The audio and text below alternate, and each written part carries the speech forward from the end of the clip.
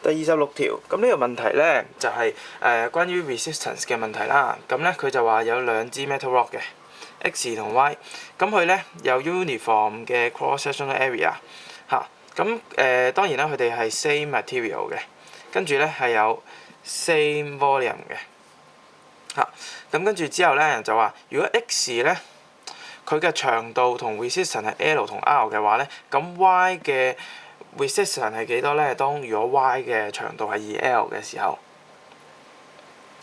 咁呢個問題係點樣做咧？咁其實咧喺講 resistance 嗰度咧，其實有一條咁嘅公式出現過嘅，有呢條公式出現過嘅。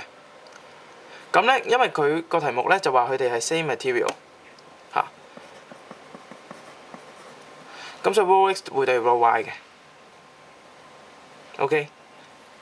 咁其實佢 X 佢話個 resistance 係 R， 咁佢會係 rho x 啦，跟住咧之後嗰個係 length， 佢又話係 L 喎，跟住嗰個 cross-sectional area 咧，佢就話我哋當佢係 A 啦，原來可以咁樣睇翻嘅，我哋可以將 X 嗰啲variable 可以列做一條咁嘅式。咁跟住我哋睇翻條題目，我哋仲有邊一個位未用咧？其實往往咧取決於剩翻，即係要 solve 呢啲問題咧，剩翻個位咧就係我哋會唔會漏咗一啲題目俾咗嘅資料，我哋睇唔到咧？我哋仲有講咗一句咁嘅嘢，佢係 same volume 㗎，volume 其實等於咩啊 ？volume 咪等於 area 乘翻個 length 咯，係咪啊？嗱，佢哋係 same volume 嘅，咁而家咧。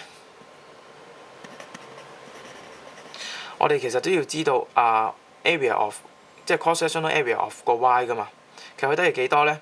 佢話個 length 係 2L 喎，咁所以 cross-sectional area of y 咧就係 v over 2L 啦。但係原本咧 x 嗰度咧